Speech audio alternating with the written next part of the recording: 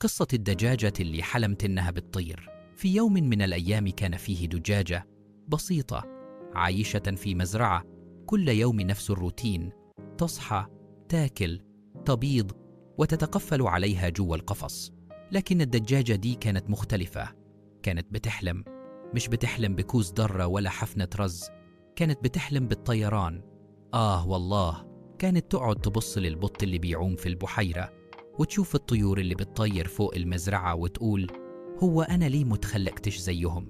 ليه لازم أعيش حياتي جوا قفص؟ استنى البيضة. وفي يوم من الأيام الدجاجة بقت مريضة، بطلت تبيض، والناس في المزرعة قرروا يتخلصوا منها.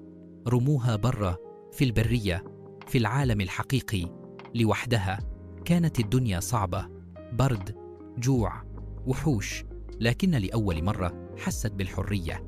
وبدل ما تخاف قررت تعيش. قابلت بط بري وبدأت تعتني بفرخه الصغير بعدما أمه ماتت. الفرخ ده ما كانش ابنها، لكن هي حبته كأنه ابنها بجد. ربته، علمته، دافعت عنه. بس مع الوقت الفرخ كبر وبقى طاير، وجيه اليوم اللي هيطير فيه. الدجاجة وقفت تبصله، قلبها بيتقطع بس عينيها مليانة فخر.